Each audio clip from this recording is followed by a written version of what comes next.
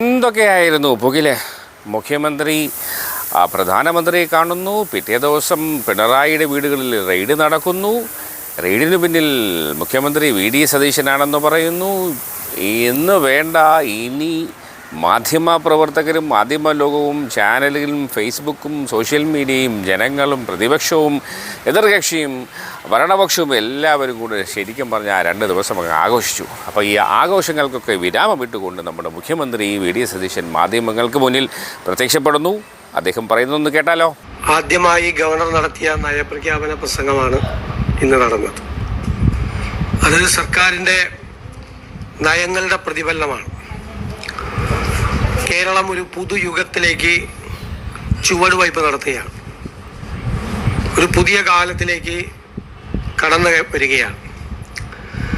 ആ നയ വ്യതിയാനവും ആ നയങ്ങളുടെ പ്രഖ്യാപനവുമാണ് ഇന്ന് ഗവർണർ നടത്തിയത്. അതിലൂടെ ഒരു കാര്യം വ്യക്തമാണ്: ഞങ്ങൾ തിരഞ്ഞെടുപ്പ് കാലത്ത് ജനങ്ങളോട് നൽകിയ വാഗ്ദാനങ്ങൾ പൂർണ്ണമായി നടപ്പാക്കും. എല്ലാ വെല്ലുവിളികളെയും ജനാധിപത്യപരമായ മാർഗത്തിലൂടെ അതിനെ മറികടന്ന് അതിനെ അതിജീവിച്ച് ഈ പുതുയുഗത്തിലേക്കുള്ള യാത്ര തുടരും.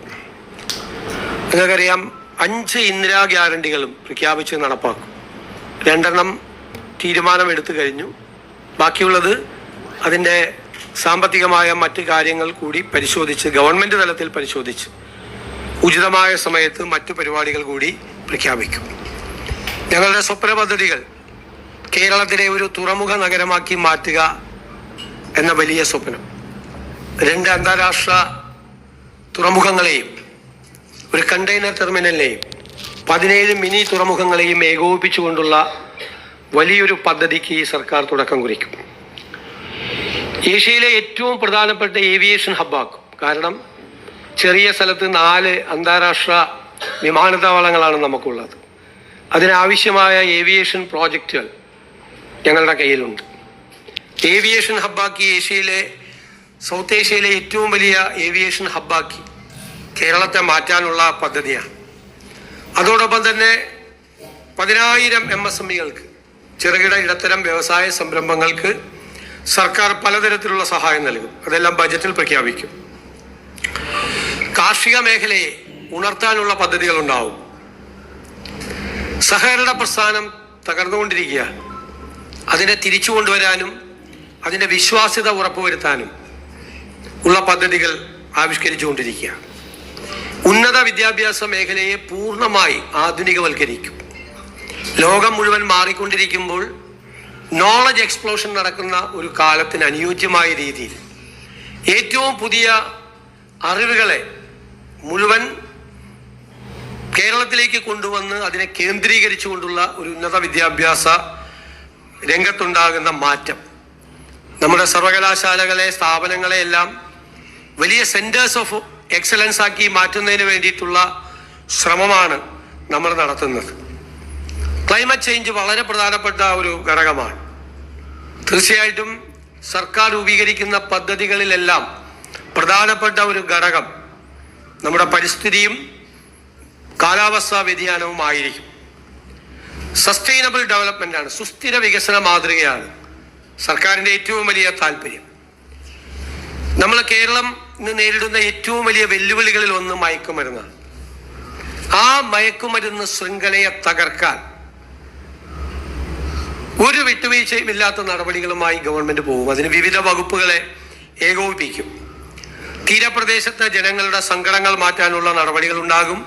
മലയോര കർഷകരുടെ വിഷമങ്ങൾ, വന്യജീവി സംഘർഷവുമായി ബന്ധപ്പെട്ട പ്രശ്നങ്ങൾ പരിഹരിക്കാനുള്ള ആധുനികവും പഴയ നിലനിൽക്കുന്നതുമായ പദ്ധതികളെ സംയോജിപ്പിച്ചുകൊണ്ട് ഉണ്ടാകും.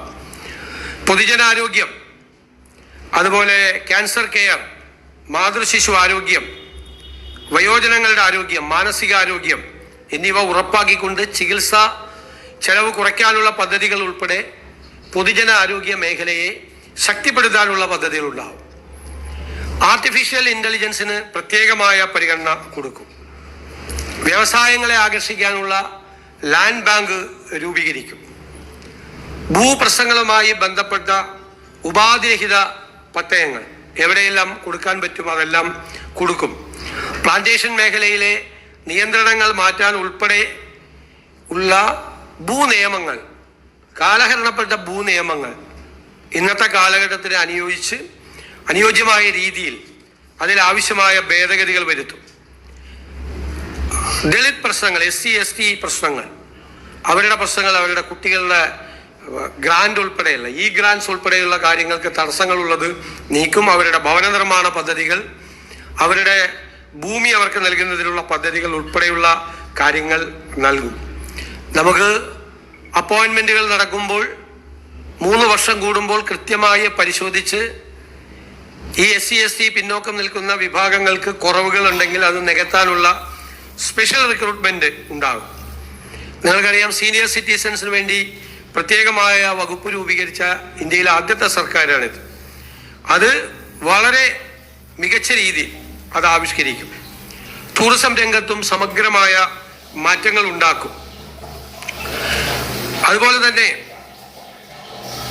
കേരളത്തിൽ സമഗ്രമായ മാറ്റം അടിസ്ഥാന സൗകര്യ മേഖലയിലും വിദ്യാഭ്യാസ ആരോഗ്യ മേഖലയിലും എല്ലാം ഉണ്ടാക്കാൻ വേണ്ടിയിട്ടുള്ള വലിയ പദ്ധതിയാണ് ഗവൺമെൻറ് ഈ ഗവർണറുടെ നയപ്രഖ്യാപന പ്രസംഗത്തിലൂടെ പ്രഖ്യാപിച്ചിരിക്കുന്നത്. ഇതിന് കറസ്പോണ്ടിങ് ആയി, ഇതിനനുബന്ധമായി ബജറ്റ് പ്രഖ്യാപനങ്ങൾ ഉണ്ടാവും. ഇതനുസരിച്ചുള്ള ബജറ്റ് പ്രഖ്യാപനങ്ങൾ. ബജറ്റ് പ്രഖ്യാപിക്കാത്തതുകൊണ്ട് ഞാനതിൻ്റെ ഡീറ്റെയിൽസിലേക്കൊന്നും പോകുന്നില്ല, അനൗചിത്യമാണ് അത് പറയാൻ. ഇതാണ് പദ്ധതി.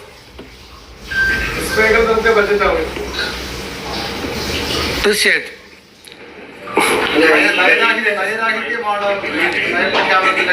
മുഖമുദ്ര എന്നാണ് മുഖ്യമന്ത്രി ശ്രീയുടെ പ്രതിപക്ഷാതം പറഞ്ഞത്. മാത്രമല്ല, അതിൻ്റെ അകത്ത് കഴിഞ്ഞ സർക്കാരിന്റെ കാലത്തെ പല പദ്ധതികളുടെയും തുടർച്ചയില്ല. കിഫ്ബി എന്ത് ചെയ്ത് പറഞ്ഞിട്ടില്ല, മിഷനുകൾ എന്ത് ചെയ്ത് പറഞ്ഞിട്ടില്ല, തുടങ്ങിയ പ്രശ്നങ്ങളുണ്ട്. അല്ല, നയരാഹിത്യം അദ്ദേഹത്തിന് തോന്നാം. കാരണം അദ്ദേഹത്തിന്റെ നയമല്ല ഞങ്ങൾ നടപ്പാക്കുന്നത്. ഇത് പുതിയ ഗവൺമെന്റിന്റെ നയമാണ് നടപ്പാക്കുന്നത്.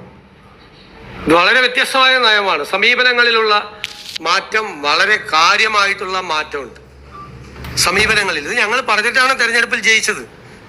ആ നയങ്ങൾ മാറ്റമുണ്ടാകും. ഗവൺമെന്റ് തുടർച്ചയാണ്. ആ തുടർച്ചയായിട്ടുള്ള പദ്ധതികൾ ഗവർണറുടെ പദ്ധതികൾ പ്രഖ്യാപിക്കേണ്ട ആവശ്യമില്ലല്ലോ. ഗവൺമെന്റിന്റെ നയപ്രഖ്യാപനം ഗവർണർ നടത്തുമ്പോൾ നേരത്തെയുള്ള പദ്ധതികൾ എടുത്തു പറഞ്ഞ് അത് തുടരും എന്ന് പറയേണ്ട ആവശ്യമില്ല. പിന്നെ കിഫ്ബിയെ സംബന്ധിച്ച് ഈ ഗവൺമെന്റ് പഠിച്ചുകൊണ്ടിരിക്കുകയാണ്. അത് കൂടുതൽ പഠിക്കുന്നതിന് വേണ്ടിയിട്ടുള്ള ഒരു കമ്മിറ്റിയെ നിയമിക്കുന്ന കാര്യം സർക്കാരിൻ്റെ പരിഗണനയിലാണ്. അതുകൊണ്ടാണ് ഇന്ന് ബോർഡ് യോഗം കൂടി പല അജണ്ടകളും മാറ്റിവെച്ചു. കാരണം തീരുമാനങ്ങൾ എടുക്കാൻ ഒരു നയപരമായ തീരുമാനം അക്കാര്യത്തിൽ എടുത്തതിന് ശേഷം ഇപ്പോഴത്തെ കിഫ്ബിയുടെ അവസ്ഥയും അവിടെ നടക്കുന്ന കാര്യങ്ങളും എല്ലാം കൃത്യമായി പരിശോധിച്ച് വേണ്ട രീതിയിൽ കിഫ്ബിയെ കുറിച്ചുള്ളൊരു തീരുമാനം ഉണ്ടാവും. തീർച്ചയായിട്ടും അതെല്ലാം ഉണ്ടാവുമല്ലോ. ഇൻലാൻഡ് നാവിഗേഷൻ്റെ കാര്യത്തിലും നമ്മുടെ പോർട്ട് എന്ന് പറയുന്നത് നമ്മുടെ ഒരു വളരെ പ്രധാനപ്പെട്ട ഒരു കാര്യമാണ്. ഏറ്റവും പ്രയോറിറ്റി കൊടുക്കുന്ന ഡ്രീം പ്രോജക്റ്റാണ്. നേരത്തെ തന്നെ പറഞ്ഞതുപോലെ ഈ തുറമുഖ നഗരമാക്കി മാറ്റുമ്പോൾ ഇൻലാൻഡ് നാവിഗേഷനും പ്രധാനപ്പെട്ട വാട്ടർ വേസും നമ്മുടെ ഇന്ന് അദ്ദേഹം തന്നെ പ്രസംഗത്തിലുണ്ട്, നദികൾ, തടാകങ്ങൾ, ഇതിനെല്ലാം ഇൻ്റഗ്രേറ്റ് ചെയ്തുകൊണ്ടുള്ള, സംയോജിപ്പിച്ചുകൊണ്ടുള്ള വലിയ പദ്ധതിയാണ് വരുന്നത്.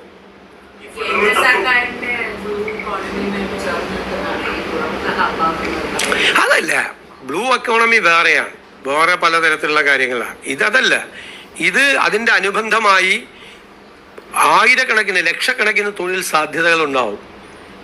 കേരളത്തിൻ്റെ എക്സ്പോർട്ട് മെച്ചപ്പെടും. ഫിഷറി സെക്ടറിനെ രക്ഷിക്കാൻ പറ്റും. ഫിഷ് പ്രോസസ്സിംഗ് ഉൾപ്പെടെയുള്ള കാര്യങ്ങൾ, ലോജിസ്റ്റിക് പാർക്കുകൾ ഉണ്ടാവും. ടൂറിസം ഡെവലപ്പ് ചെയ്യും. 2ാം ഘട്ടവും 3ാം ഘട്ടവും ക്രൂയിസ് പാസഞ്ചേഴ്സാണ്. പാസഞ്ചേഴ്സ് യാത്ര ഇപ്പോൾ യൂറോപ്പിൽ പോയിട്ടാണ് ആളുകൾ ഷിപ്പിലൊക്കെ യാത്ര ചെയ്യുന്നത്, വെസൽസിലൊക്കെ യാത്ര ചെയ്യുന്നത്. ഇവിടെ യാത്ര ചെയ്യാൻ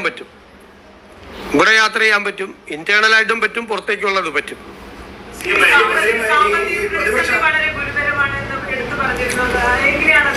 അത് പരിഹരിക്കാനുള്ള നടപടികൾ ഉണ്ടാവും. ഞാൻ നേരത്തെ തന്നെ പ്രഖ്യാപിച്ചിട്ടുണ്ട് 5 കാര്യങ്ങൾ. നല്ല ഫിനാൻസ് മാനേജ്മെന്റ് ഉണ്ടാവും. ടാക്സ് അഡ്മിനിസ്ട്രേഷൻ പുനഃസംഘടിപ്പിക്കും. ഖജനാവിലെ ലീക്കേജ് തടയും. ഇക്കോണമിയെ ഉത്തേജിപ്പിക്കുന്നതിനുള്ള പദ്ധതികൾ ഉണ്ടാവും.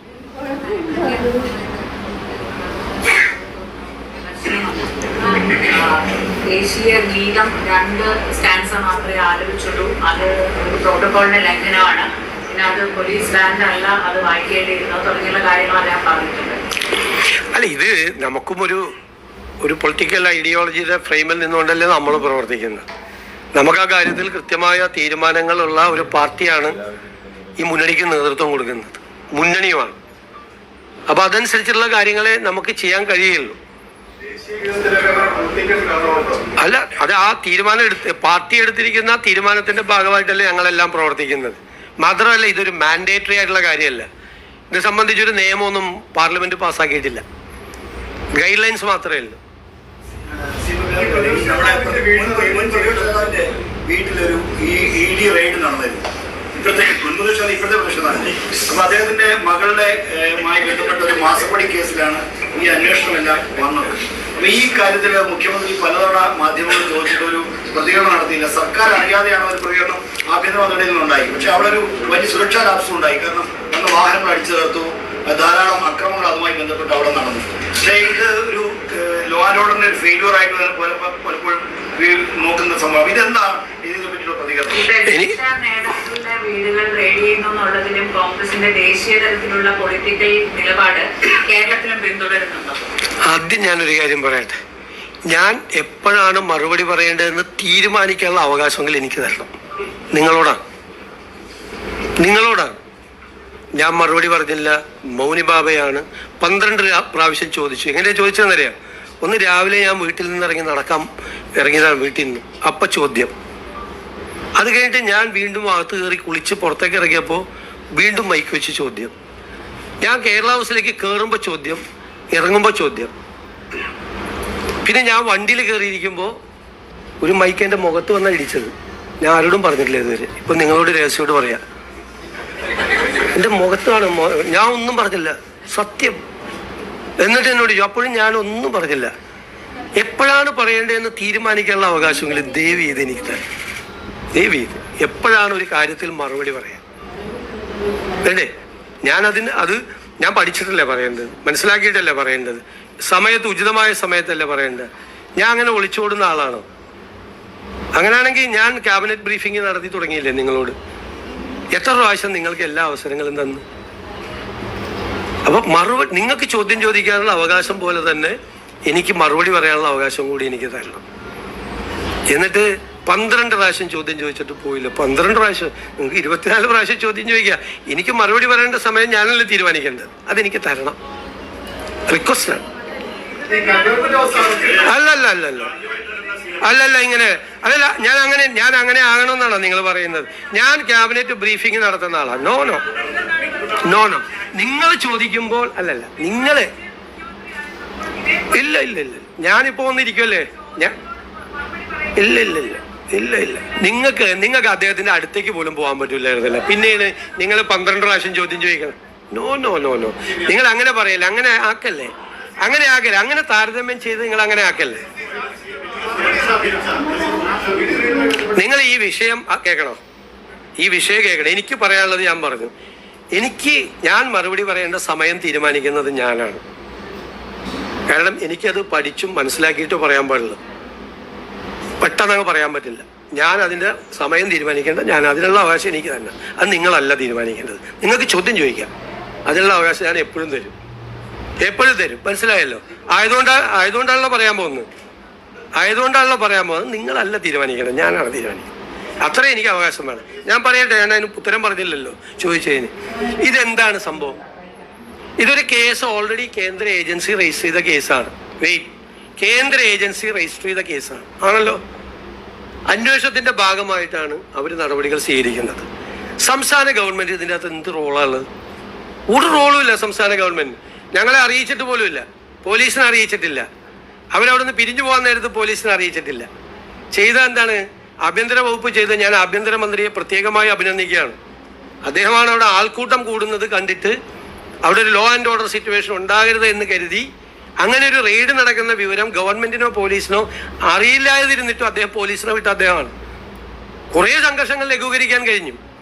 ഞാൻ ചോദിക്കട്ടെ, ആ സമീപനം ശരിയാണോ? ഒരു കേസ് അന്വേഷണത്തിന്റെ ഭാഗമായിട്ട് വരുന്ന ആളുകളെ, സ്ത്രീകൾ ഉള്ള ആളുകളെ ഒരു സംഘം ക്രിമിനലുകളെന്ന് വേണമെങ്കിൽ വിശേഷിപ്പിക്കപ്പെടാവുന്ന ഒരു സംഘം ആക്രമിച്ച കാർ തല്ലിപ്പൊളിക്കുന്നു, അതിനകത്തുള്ളവരെ മർദ്ദിക്കുന്നു. അത് ക്രമസമാധാന ലംഘനമാണ്, ഒഫൻസാണ്. അത് ഒരു കാരണവശാലും അനുവദിക്കില്ല, ഒരു കാരണവശാലും അനുവദിക്കില്ല. ഒരു സെൻട്രൽ ഏജൻസി വന്ന് അവരുടെ അന്വേഷണത്തിന്റെ ഭാഗമായി അവിടെ ഇതിൻ്റെ അകത്ത് നടന്നു. ഞങ്ങൾ ഉന്നയിച്ചിട്ടുള്ള ആരോപണം കൂടിയല്ലേ ഇത്? ഞങ്ങൾ കൂടി ഉന്നയിച്ചിട്ടുള്ള ഒരു ആരോപണമാണ്. ആ അന്വേഷണത്തിന് കേന്ദ്ര ഏജൻസിയെ കുറിച്ച് ഞങ്ങൾക്ക് പരാതി ഉണ്ടായിരുന്നു. 4 കൊല്ലം മുമ്പുണ്ടായ കേസാണ്. ഇതുവരെ ഒന്നും അവർ ചെയ്തിട്ടില്ല. ഈ അധികാരത്തിൽ നിന്ന് LDF ഗവൺമെന്റ് താഴെ ഇറങ്ങുന്നത് വരെ ഒന്നും ചെയ്തില്ല അവര്. പിന്നെ പ്രതിപക്ഷ നേതാവ് അദ്ദേഹം പുറത്തിറങ്ങി വന്നിട്ട് രാഹുൽ ഗാന്ധിയാണ് കുറ്റപ്പെടുത്തിയത്. രാഹുൽ ഗാന്ധിയാണ് റെയ്ഡിന് ആളെ വിട്ടത്. അദ്ദേഹം പ്രധാനമന്ത്രിയെയോ BJP നേതാക്കളെയോ BJP സർക്കാരിനെയോ ആരെയും കുറ്റപ്പെടുത്തിയില്ല, ഒരാളെ കുറ്റപ്പെടുത്തിയില്ല. അദ്ദേഹം കുറ്റം പറയാനുണ്ടായിരുന്നത് രാഹുൽ ഗാന്ധിയാണ്. രാഹുൽ ഗാന്ധി എന്താ ചെയ്തത്? രാഹുൽ ഗാന്ധിക്കെതിരായി കേസ് വന്നപ്പോൾ അന്വേഷിക്കാൻ വന്ന ആളുകളുടെ വാഹനം കോൺഗ്രസ്സുകാരെ വിട്ട് തല്ലിപ്പൊളിക്കുകയാണ് ചെയ്ത്? അല്ല. അദ്ദേഹം 55 മണിക്കൂർ തുടർച്ചയായിരുന്നു, പല പ്രാവശ്യമായിട്ട് തുടർച്ചയായി ആ കേസുമായിട്ട് സഹകരിച്ചു, ഇല്ലേ? ആ കേസുമായിട്ട് സഹകരിച്ചു. അത് രാഷ്ട്രീയമായി എടുത്തിരിക്കുന്ന ഒരു കേസാണ് എന്നുള്ളത് കൊണ്ട് ഞങ്ങളതിനെ രാഷ്ട്രീയമായി എതിർത്തു.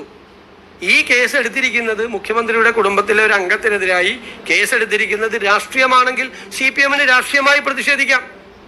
ഞാൻ ചോദിക്കട്ടെ, അതിൻ്റെ തലേദിവസമല്ലേ ഈ കേസിലെ ഒരു കക്ഷി കോടതിയിൽ പോയപ്പോൾ കോടതി ആ അന്വേഷണം നിർത്തിവെക്കണം എന്ന് ആവശ്യപ്പെട്ട് കോടതി പോയപ്പോൾ ആ പെറ്റീഷൻ തള്ളി അന്വേഷണം തുടരണമെന്ന് ഏജൻസിയോട് ആവശ്യപ്പെട്ടത്? അപ്പൊ നിയമപരമായ വഴിയല്ലേ അന്വേഷണം ഉള്ളത്? അപ്പൊ ഞങ്ങൾ എങ്ങനെയാണ് ഈ റെയ്ഡ് നടത്തിയതിനെയും ഈ അന്വേഷണം നടക്കുന്നതിനെയും വിമർശിക്കാൻ സ്റ്റേറ്റ് ഗവൺമെന്റിന് എന്താ അധികാരമുള്ളത്? ഞങ്ങൾക്ക് അങ്ങനെ പറയാമോ? ഞങ്ങളങ്ങനെ പറയാൻ പാടില്ലല്ലോ. ഒരു കേന്ദ്ര ഏജൻസി അന്വേഷണം നടക്കുന്ന കേസിൽ, കോടതി അനുവദിച്ച് അന്വേഷണം നടക്കുന്ന കേസിൽ ആ അന്വേഷണം നടത്താൻ പാടില്ല, അന്വേഷണം ഇങ്ങനെ വേണം, അന്വേഷിക്കേണ്ടത് ഇങ്ങനെയാണ് എന്ന് ഞങ്ങൾക്ക് പറയാമോ? ഞങ്ങൾ അതിന്റെ കോമ്പീറ്റന്റ് അതോറിറ്റി ആണോ? ഞാൻ വളരെ ജെന്യുനായിട്ട് ചോദിക്കുകയാണ് നിങ്ങളോട്. ഞങ്ങൾ അതിന്റെ കോമ്പീറ്റന്റ് അതോറിറ്റി അല്ല, ഞങ്ങൾക്ക് അതിൻ്റെ അകത്തില്ല. ഞങ്ങൾക്ക് ക്രമസമാധാന പ്രശ്നം ഉണ്ടായാൽ അതിൻ്റെ അകത്ത് ഇടപെട്ടു ശക്തിയായ നടപടികൾ സ്വീകരിക്കും. അത് തെറ്റാണ്, അത് ആവർത്തിക്കാൻ പാടില്ല. അത്തരം സംഭവങ്ങൾ ആവർത്തിക്കാൻ പാടില്ല. ഗുരുതരമായ കുറ്റകൃത്യമാണ് അവിടെ നടന്നത്. അന്വേഷണ ഉദ്യോഗസ്ഥന്മാരെ ആക്രമിക്കുകയും അവരുടെ വാഹനം അടിച്ചു തകർക്കുകയും ചെയ്ത് ഗുരുതരമായ കുറ്റകൃത്യമാണ്. അത് ആവർത്തിക്കപ്പെടാൻ പാടില്ല. അതാണ് ഞങ്ങളുടെ അഭിപ്രായം. ഞങ്ങൾക്ക് നിലപാടുണ്ട് അതിൻ്റെ അകത്ത്.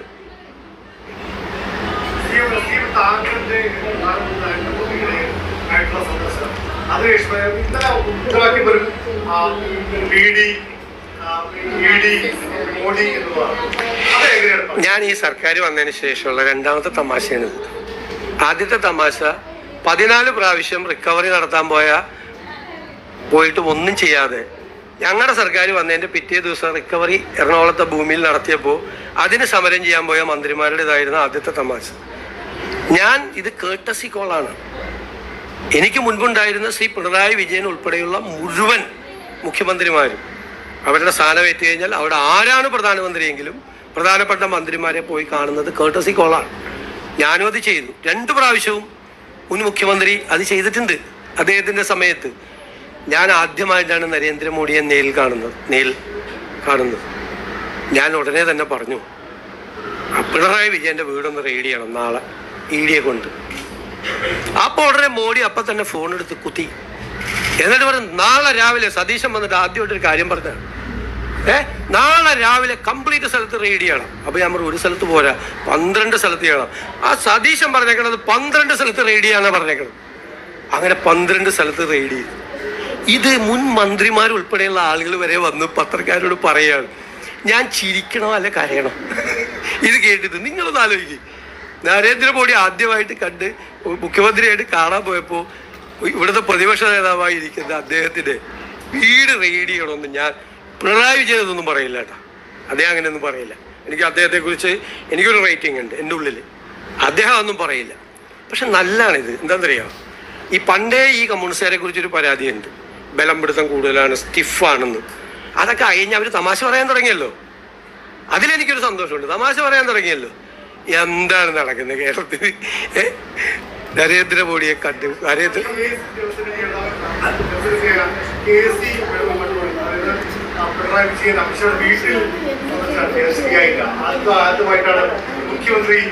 അങ്ങനെയൊന്നും അദ്ദേഹം പറയില്ല. അദ്ദേഹം അങ്ങനെയൊന്നും പറയില്ല. അതൊക്കെ എല്ലാവരും കാണും. പ്രധാനപ്പെട്ട ആളുകളെ, പ്രത്യേകിച്ച് ഹോം മിനിസ്റ്ററെ കാണണം. കാരണം നാട്ടിലെ മറ്റു കാര്യങ്ങളൊക്കെ സംസാരിക്കേണ്ട പ്രശ്നങ്ങളുണ്ട്. ഈ രണ്ട് പ്രധാനപ്പെട്ട IAS ഉദ്യോഗസ്ഥരുടെ അവരുടെ സസ്പെൻഷൻ പിൻവലിക്കുന്ന കാര്യം പറഞ്ഞത് എൻ്റെ അറിവിൽ അങ്ങ് ചീഫ് സെക്രട്ടറി ഒരു കുഴപ്പം ഇക്കാര്യത്തിൽ കൊടുത്തിട്ടുണ്ടെന്നാണ് മനസ്സിലാക്കിയത്. പക്ഷേ ഇതുവരെയും 2 ദിവസം അവധിയല്ലായിരുന്നു. പിന്നെ ഒരു ഞായറാഴ്ച, ആകെ ഒരാഴ്ചയിൽ വന്നിട്ട് അതിനിടയിൽ ഒരു ഞായറാഴ്ച പോയി, പിന്നെ 2 ദിവസം അവധിയും പോയി. ഒന്ന് നിൽക്കട്ടെ, അതൊക്കെ ഞാൻ നിങ്ങളോട് മറുപടി പറഞ്ഞല്ലോ. അതൊക്കെ പരിശോധിച്ച് വേണ്ട നടപടികൾ ഉചിതമായ സമയത്ത് സ്വീകരിക്കും. എന്നും അങ്ങനെ അനാവശ്യമായ കാലതാമസം ഒരു കാര്യത്തിലുണ്ടാവില്ല. അല്ലല്ല, അതൊക്കെ നമ്മളല്ലേ, ചീഫ് സെക്രട്ടറി അല്ലല്ലോ കേരളം ഭരിക്കാൻ വേണ്ടിയിട്ട് ആളുകൾ തിരഞ്ഞെടുത്ത്. ചീഫ് സെക്രട്ടറി അല്ലല്ലോ, ഞങ്ങളെയല്ലേ തിരഞ്ഞെടുത്തിരിക്കുന്നത്, ഞങ്ങളല്ലേ തീരുമാനങ്ങൾ എടുക്കുന്നത്.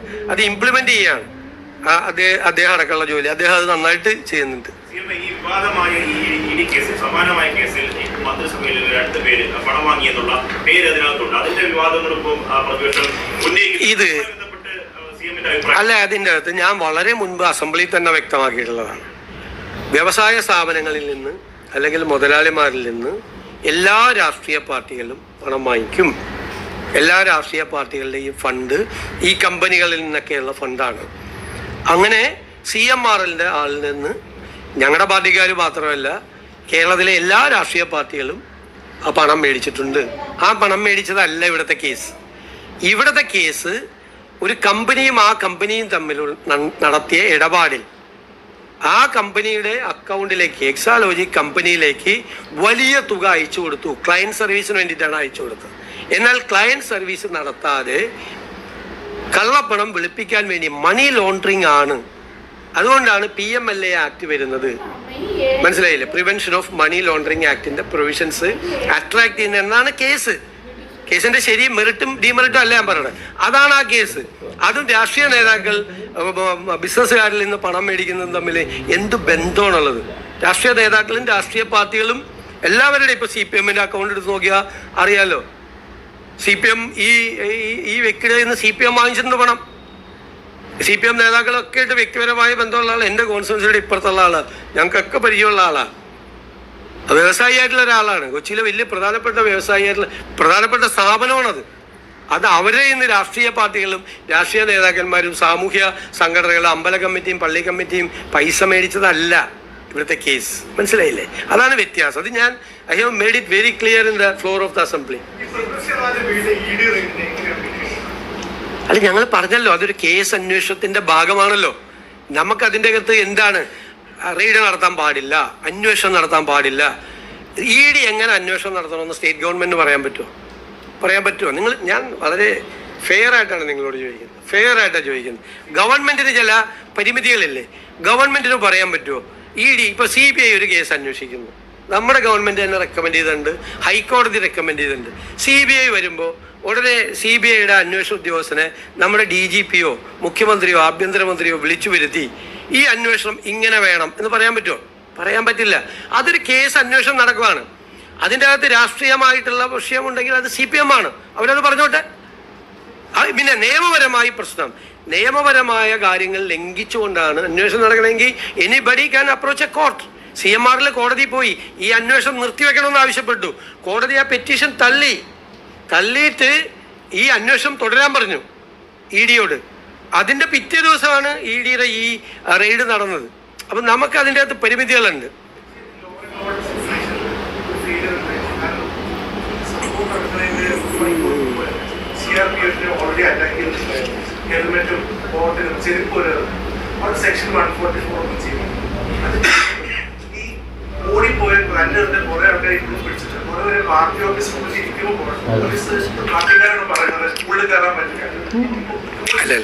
ഞാൻ പറയല്ലോ, ആ റെയ്ഡ് നടത്തുന്ന കാര്യം ED ഗവൺമെന്റിനെയോ പോലീസിനെ അറിയിച്ചിട്ടില്ല. ഒന്ന്. രണ്ടാമത്തെ പ്രശ്നം, അവർ കേന്ദ്ര സേനയെ വിന്യസിപ്പിച്ചിട്ടാണ് അവർ ഈ റെയ്ഡ് നടത്തുന്നത്. മനസ്സിലായില്ലേ? അവർക്ക് പരിമിതമായ അധികാരങ്ങളേ ഉള്ളൂ കേന്ദ്രസേനയ്ക്ക്. പക്ഷേ അവിടെ ഒരു ലോ ആൻഡ് ഓർഡർ സിറ്റുവേഷൻ ഉണ്ടാകുമെന്ന് പോലീസും കൂടി ചെന്നില്ലായിരുന്നെങ്കിൽ അവിടുത്തെ സിറ്റുവേഷൻ ഉണ്ടായിരുന്നു. പോലീസ് ചെന്നതുകൊണ്ടല്ലേ. പിന്നെ നടത്തി കഴിഞ്ഞിട്ട് അതിന്റെ ഡീറ്റെയിൽസ് നോക്കിയിട്ട് ആ അന്വേഷണം നടക്കുകയല്ലേ. ഒരു FIR രജിസ്റ്റർ ചെയ്തിട്ട് ആദ്യം കുറെ പ്രതികളെ അറസ്റ്റ് ചെയ്തു, ബാക്കിയുള്ള അന്വേഷണം നടക്കുമല്ലേ. ആ അന്വേഷണം പൂർത്തിയാകട്ടെ. കുറ്റവാളികളെ എല്ലാവരും അറസ്റ്റ് ചെയ്യപ്പെടണമെന്ന് തന്നെയാണ് ഗവൺമെന്റിന്റെ ആഗ്രഹം. ഇത് കുറ്റകൃത്യമാണ്, വലിയ ഓഫൻസാണ് ചെയ്തത്, ഒരിക്കലും ചെയ്യാൻ പാടില്ല. CPM അതിനെ പ്രോത്സാഹിപ്പിക്കാൻ പാടില്ല, ഒരു കാരണവശാലും പ്രോത്സാഹിപ്പിക്കാൻ പാടില്ല. വളരെ ക്രൂരമായിട്ടുള്ള ഒരു നടപടിയാണ് അവരുടെ ഭാഗത്തു നിന്നുണ്ടായത്. പോലീസ്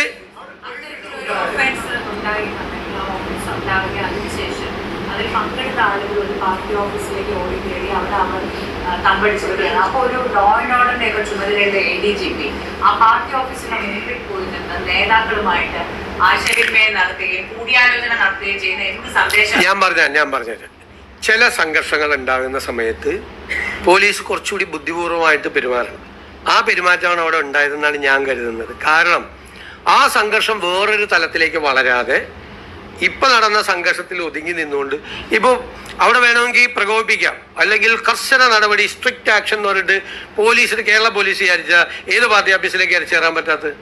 ഇരച്ചു കയറാം. ആ പാർട്ടി ഓഫീസിലേക്ക് ഇരച്ചു കയറി അവിടെയുള്ള ആളുകളെ കുറെ പേരെ തല്ലി, കുറെ പേര് തടയുമല്ലോ, അവർക്കിട്ടൊക്കെ നല്ല അടിയൊക്കെ കൊടുത്ത്, വേണമെങ്കിൽ വല്ല വൈരാഗ്യമുള്ളവന്റെ 2 കൂടുതൽ കൊടുത്ത് ഡെക്ക പോലീസിന് ചെയ്യാം. എന്നിട്ട് ഇഷ്ടമുള്ളവരെ തൂക്കിയെടുത്തോണ്ട് പോരാ. അങ്ങനെയാണ് പോലീസ് ചെയ്യേണ്ടത്. ഞാൻ കരുതുന്നത് പോലീസ് ചെയ്തത് കുറച്ചുകൂടി സംഘർഷം അയവ് വരുത്താൻ അജിറ്റേറ്റഡായി കുറെ ആളുകൾ നിൽക്കുകയാണ്. അതിൻ്റെ ഇടയിൽ ക്രിമിനൽസും ഉണ്ട് അതിൻ്റെ ഇടയിൽ നിൽക്കുമ്പോൾ വളരെ ബുദ്ധിപൂർവ്വം ചെയ്തു. ഇനി കേസ് അന്വേഷണം നടക്കല്ലേ, തെറ്റ് ചെയ്ത ഒരാളും രക്ഷപ്പെടില്ല. കുറ്റകൃത്യം, താങ്കളുടെ ചോദ്യം കറക്റ്റാണ്, അത് കറക്റ്റാണ്. കുറ്റകൃത്യം ചെയ്ത ഒരാളും രക്ഷപ്പെടില്ല, നടപടിയെടുക്കും.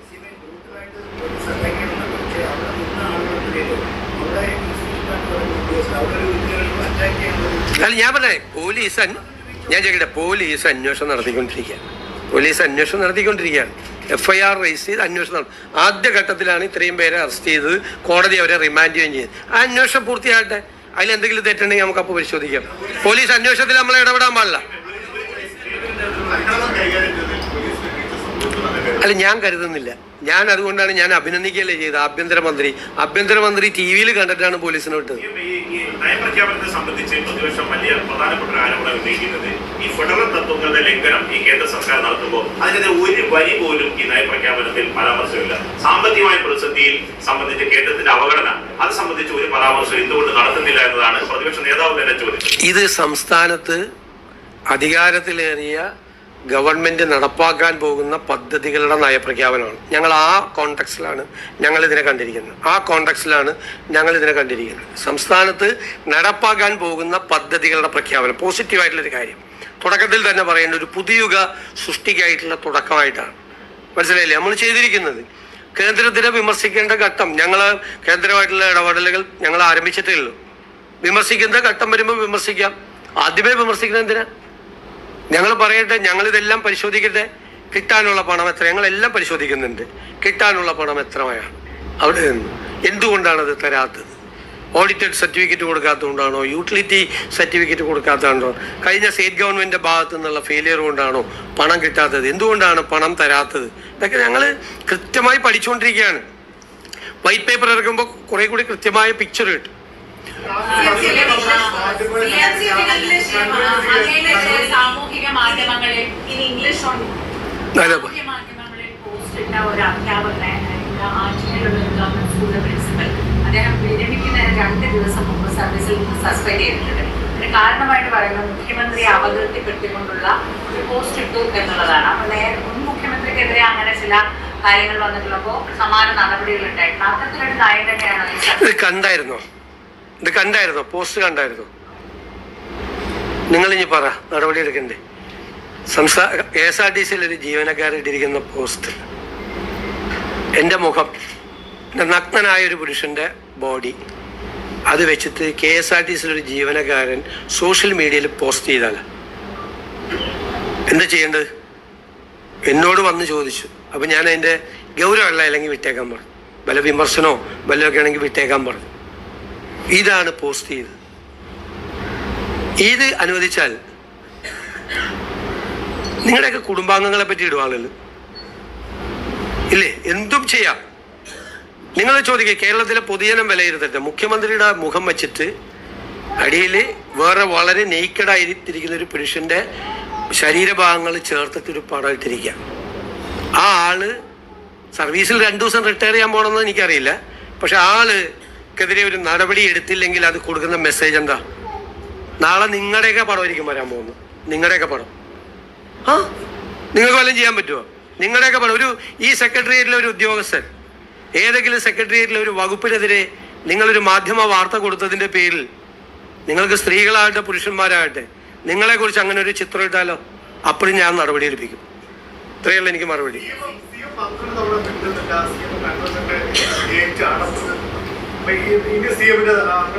കണ്ടോൺമെന്റ് ഗേറ്റ് ഒന്നും അടച്ചിട്ടില്ല.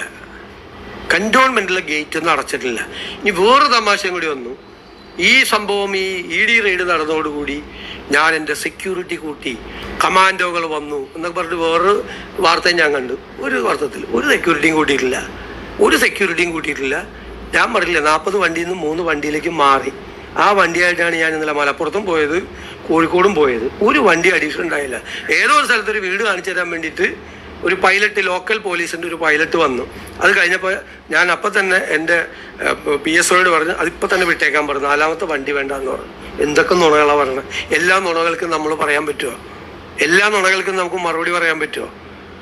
പിന്നെ രാവിലേക്കൊന്ന് വീട്ടിലേക്ക് ഒന്ന് ഇരിക്കുമ്പോൾ നമ്മളൊന്ന് റെഡിയായി ഒന്ന് കുളിച്ചൊക്കെ ഇറങ്ങി, എന്നിട്ട് അവിടെ നിന്ന് പോയി അടുത്ത പരിപാടിക്ക് പങ്കെടുക്കുമ്പോൾ ആ പരിപാടിയിൽ നിൽക്കുകയാണ്. കേരള ഹൗസിൽ നിന്ന് ഞാൻ ഇറങ്ങുമ്പോൾ ഈ ചോദ്യം ചോദിക്കുകയാണ്. അപ്പോഴാണ് എനിക്ക് ഇത് കിട്ടിയത്. അത് കഴിഞ്ഞിട്ട് ഞാൻ അവിടെ നിന്ന് എയർപോർട്ടിലെത്തുമ്പോൾ വീണ്ടും ചോദ്യം ചോദിക്കുകയാണ്. എവിടെ? ഡൽഹി എയർപോർട്ടിൽ നിന്ന് ഞാൻ രാത്രി കൊച്ചി എയർപോർട്ടിൽ ഇറങ്ങുമ്പോൾ അവിടെയും ചോദ്യം ചോദിക്കുകയാണ്. അത് കഴിഞ്ഞിട്ട് അവിടെ നിന്ന് ഒരു 2 കിലോമീറ്റർ 3 കിലോമീറ്ററുകൾ എൻ്റെ വീട്ടിലേക്ക്. അവിടെ ചെന്നപ്പോൾ അവിടെ നിൽക്കുകയാണ്. ഇത്രയും യൂണിറ്റുകൾ നിങ്ങൾക്ക് ഉണ്ടോ ശരിക്കും? അല്ല, ഞാൻ സീരിയസ് ആയിട്ട് ചോദിക്കുക, എനിക്കൊന്നും അറിയാൻ വേണ്ടിയിട്ടാ. ഇത്രയും യൂണിറ്റുകൾ നിങ്ങൾക്ക് ഉണ്ടോ? അപ്പൊ ശരി, ഇത്രയും മതി. ഇതൊക്കെയാണ് നമ്മുടെ മുഖ്യമന്ത്രി VD സതീശന് പറയാനുള്ളത്.